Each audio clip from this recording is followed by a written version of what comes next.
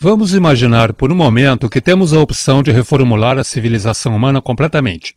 Primeiro, precisamos de uma meta, certo? É seguro dizer que esta meta seria sobreviver. E não apenas sobreviver, mas fazê-lo de maneira otimizada, saudável e próspera. A maioria das pessoas, de fato, deseja viver e, de preferência, sem sofrimento. Portanto, a base desta civilização precisa dar o máximo de suporte e sustentabilidade para a vida humana, levando em conta as necessidades materiais de todas as pessoas do mundo, enquanto tenta eliminar tudo que possa nos ferir a longo prazo. Definida esta meta de sustentabilidade máxima, a próxima questão diz respeito ao nosso método. Que tipo de abordagem usaremos? Vejamos, pelo que sei, a política é o método de funcionamento social na Terra. E o que as doutrinas dos republicanos, liberais, conservadores e socialistas têm a dizer sobre como projetar a sociedade? Absolutamente nada. Ok, então o que nos resta? Aparentemente, algo chamado ciência. A ciência é única no sentido de que seus métodos não só exigem que as ideias propostas sejam testadas e replicadas, como suas conclusões são também inerentemente refutáveis. Em outras palavras, diferente da religião e da política, a ciência não tem ego. E tudo o que ela sugere admite a possibilidade de um dia ser desmentido. Ela não se apega a nada e evolui constantemente. Bem, isto soa bastante natural para mim. Baseado no conhecimento científico atual neste início de século XXI, junto com nossa meta de sustentabilidade máxima para a população humana, como daremos início ao processo de construção? A primeira pergunta a fazer é: do que precisamos para sobreviver? A resposta, naturalmente, é recursos planetários. Seja a água que bebemos, a energia que utilizamos ou a matéria-prima para criarmos ferramentas e abrigos, o planeta abriga um estoque de recursos, muitos dos quais necessitamos para sobreviver. Diante desta realidade, passa a ser crucial descobrir o que temos e onde está localizado. Isto significa que precisamos realizar um levantamento. Nós simplesmente localizamos e identificamos todos os recursos do planeta que pudermos, juntamente com a quantidade disponível em cada área.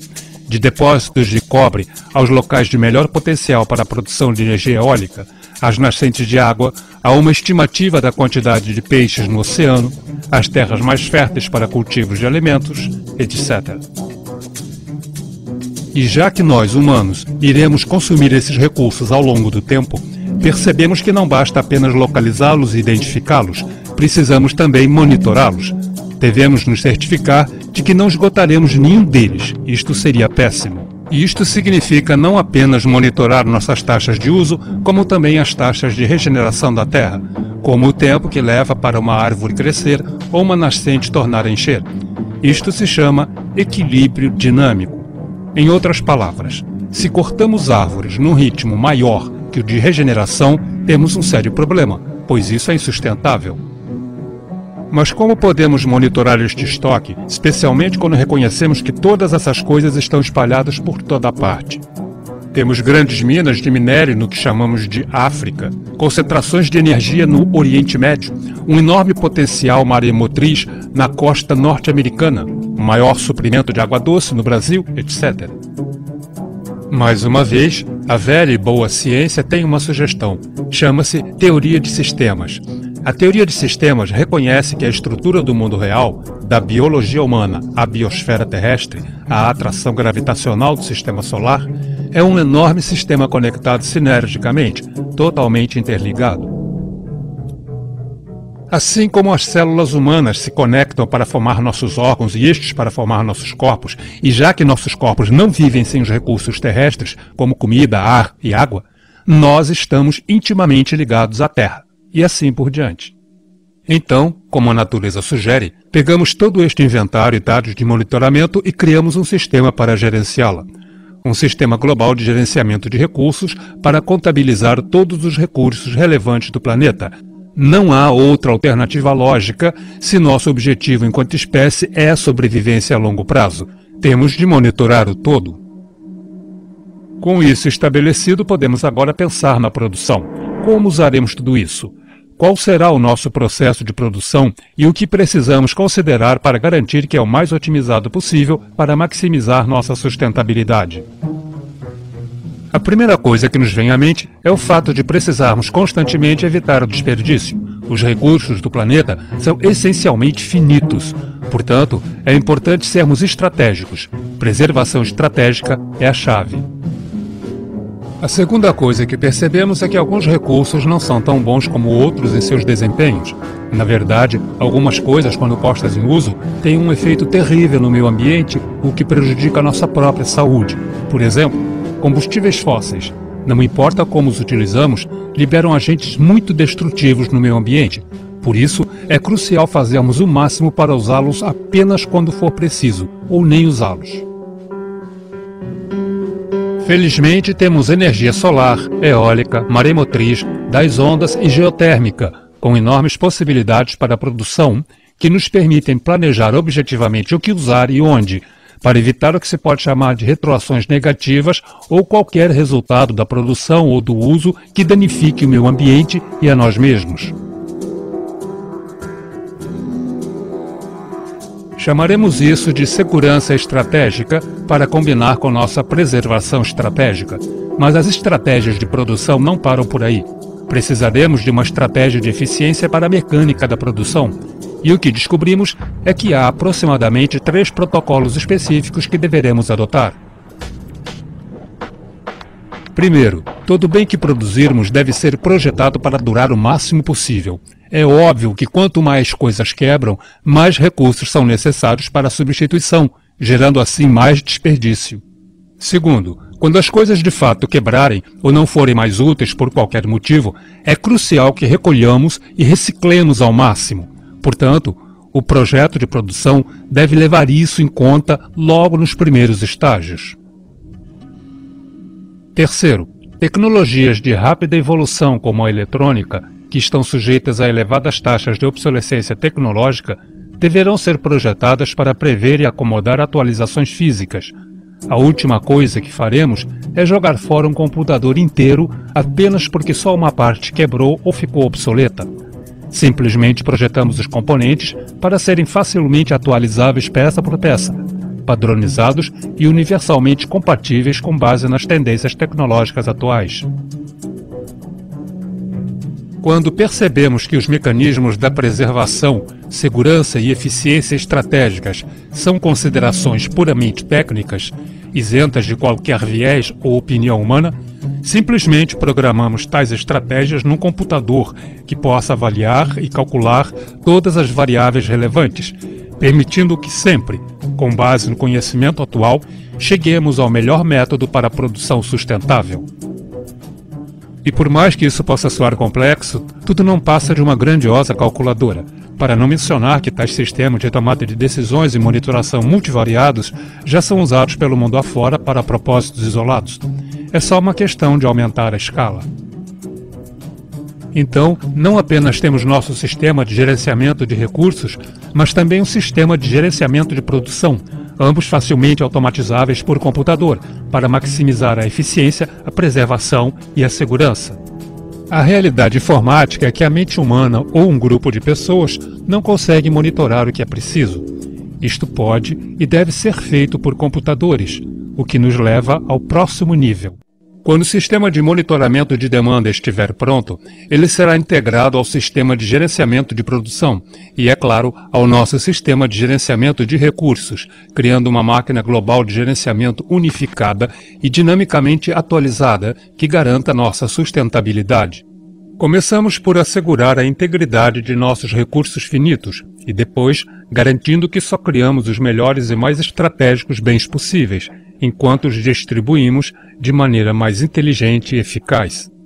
O resultado dessa relação baseada na preservação, que é contraintuitiva para muitos, é que esse processo lógico, empírico e feito a partir do zero de preservação e eficiência, que define a verdadeira sustentabilidade humana no planeta, provavelmente possibilitaria algo nunca antes visto em nossa história: abundância de acesso.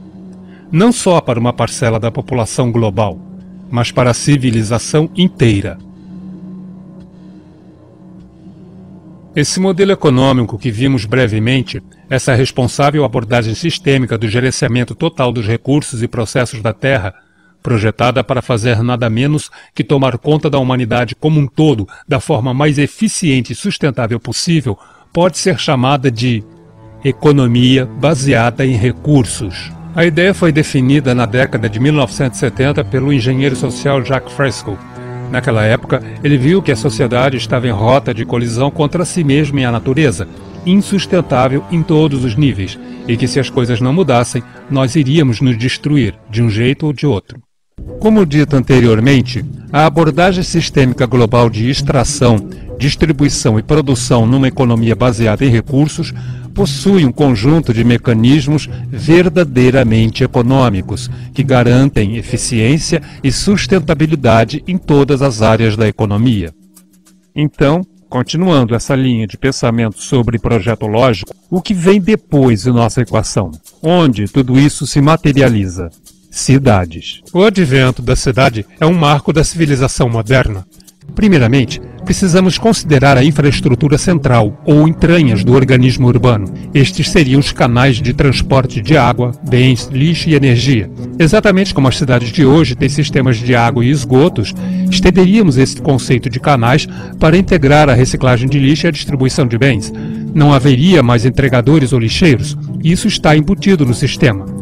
Poderíamos utilizar tubos pneumáticos e tecnologias similares. E o mesmo vale para o transporte. Precisa ser integrado e estrategicamente projetado para reduzir ou mesmo eliminar o desperdício que são os automóveis individuais, bondes elétricos, esteiras rolantes e transportadores, trens magnéticos que podem levá-lo a qualquer lugar da cidade, inclusive para cima e para baixo, além de conectá-lo também a outras cidades. E claro, se houver a necessidade de um carro, esse será ativado via satélite para manter a segurança e a integridade. Na verdade, essa automação tecnológica já está acontecendo agora. Acidentes de carro matam cerca de 1.200.000 pessoas todo ano, ferindo cerca de 50 milhões. Isto é um absurdo e não tem mais que acontecer. Com um projeto urbano eficiente e carros automáticos sem motoristas, essa taxa de mortalidade pode ser praticamente eliminada. Agricultura. Hoje, através de métodos industriais mal planejados e baratos, usando de pesticidas, excesso de fertilizantes e outros meios, nós destruímos com sucesso boa parte da terra arável neste planeta, sem mencionar o envenenamento de nossos corpos. Toxinas químicas da indústria e da agricultura aparecem agora em quase todas as pessoas pesquisadas, incluindo crianças. Felizmente, existe uma alternativa brilhante: a agricultura sem solo da hidroponia e aeroponia, que também reduz a necessidade de nutrientes e de água em até 75% do nível de uso atual. Hoje, é possível cultivar alimentos de forma orgânica em escala industrial em estufas verticais, praticamente eliminando a necessidade do uso de pesticidas e hidrocarbonetos em geral. Este é o futuro do cultivo industrial de alimentos, eficiente, limpo e abundante.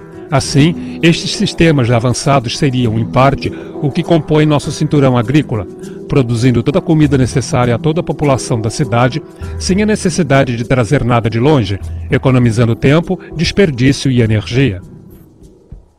E falando em energia, o cinturão de energia trabalharia numa abordagem sistêmica para extrair eletricidade de diversas fontes renováveis e abundantes, como eólica, solar, geotérmica e por variação de temperatura, e, nas regiões costeiras, maremotriz e das ondas. Para evitar intermitência e garantir a existência de retornos positivos da rede de energia, esses meios transmissores operariam num sistema integrado, provendo energia uns aos outros quando necessário, enquanto armazenam a energia em excesso em supercapacitores do subsolo, para evitar desperdícios. A cidade não apenas gera sua própria energia.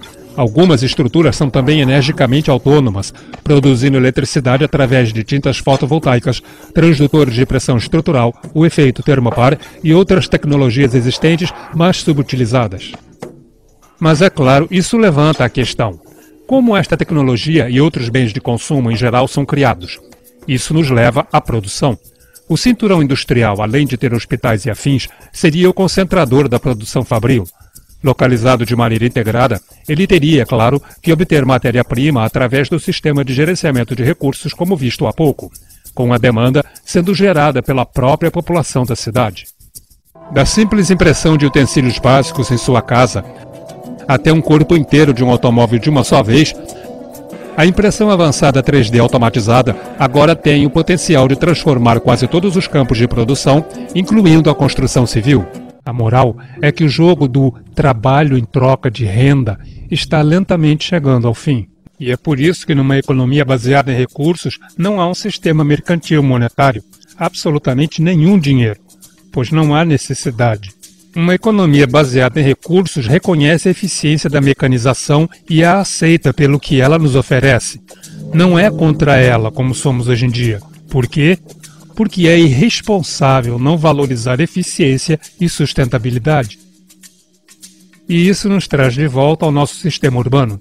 No meio está a cúpula central, que abriga não apenas as instalações educacionais e a central de transportes, como também o computador principal que controla as operações técnicas da cidade. A cidade é, na verdade, uma grande máquina automática. Há sensores em todos os cinturões para monitorar o progresso da arquitetura, coleta de energia, produção, distribuição e outros. E seriam necessárias pessoas para supervisionar estas operações no caso de haver algum defeito, etc? Muito provavelmente sim, mas este número iria cair com o tempo conforme mais melhorias são feitas. Hoje em dia, talvez 3% da população de uma cidade seria necessária para isso, se analisarmos bem.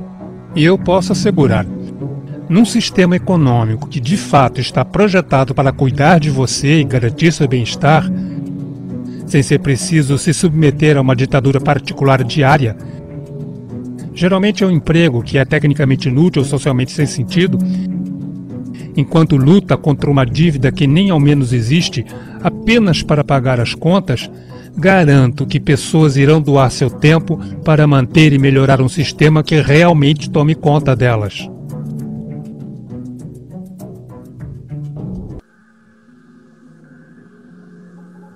Como dito antes, uma economia baseada em recursos aplica o método científico nas questões sociais, e isto não é limitado apenas à eficiência técnica.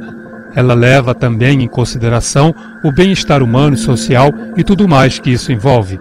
Que benefício tem um sistema social se no final ele não produz felicidade ou convivência pacífica? É importante notar que ao remover o sistema monetário e prover as necessidades da vida, nós veríamos uma redução global nos crimes em aproximadamente 95%, quase que imediatamente, pois não existiria nada para roubar, fraudar ou algo parecido.